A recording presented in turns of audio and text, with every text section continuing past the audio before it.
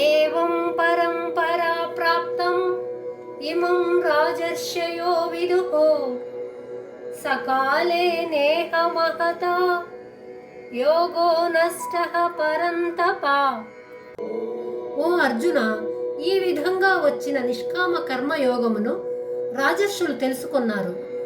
చాలా కాలమైంది కాబట్టి ఈ జ్ఞానయోగము ఇప్పుడు ఈ లోకంలో లేకుండా పోయింది, అంటే ప్రచారంలో లేదు. రాజర్షి అంటే రాజు రాజుగానే ఉంటూ ఆధ్యాత్మ విద్య యొక్క అనుభవం కూడా కలిగి ఉన్నప్పుడు అతనిని రాజర్షి అని పిలుస్తారు.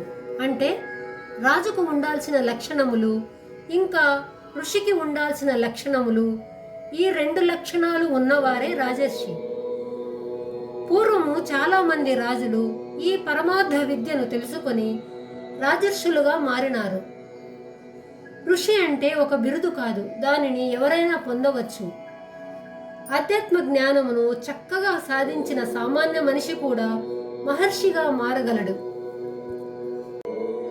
నిష్కామ కర్మయోగమును పాటిస్తూ ఇంద్రియాలను జయించి మనస్సును అదుపులోనే ఉంచి అనవసరమైన కోరికలను విడిచిపెట్టి అనవసరంగా కోపాన్ని ప్రదర్శించకుండా ఆత్మానుభవమును పొందిన వాడినే ఋషి అంటారు. రాజులు పరిపాలన సాగించేటప్పుడు ఎన్నో కార్యక్రమములు ఇంకా ఎన్నో వ్యవహారములు ఉన్నప్పటికీ ఈ విద్యను సాధించినప్పుడు ఇంకా ప్రతి ఒక్కరూ ఈ జ్ఞానయోగమును సాధించడం పెద్ద కష్టమేమీ కాదు అని ఈ శ్లోకం రుజువు చేస్తుంది.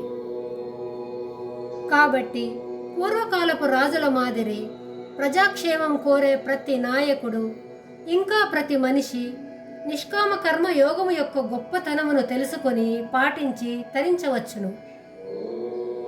ఈ శ్లోకంలో రాజర్షులు తెలుసుకున్నారు అంటే మిగిలిన వారు తెలుసుకోలేదని కాదు. ఆ కాలంలో రాజులు ఈ యోగమును ఎక్కువగా ఆచరించినారు.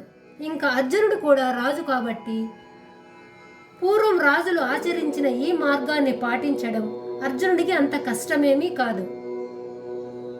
నష్టః అనే పదానికి పూర్తిగా నశించిపోయినదని కాదు. కాలగర్భంలో కలిసిపోయిన రాజులు ఆచరించిన బ్రహ్మ విద్య యొక్క నిష్కామ కర్మ యోగం యొక్క ప్రచారం లోకంలో చాలా తక్కువగా ఉందని అర్థము.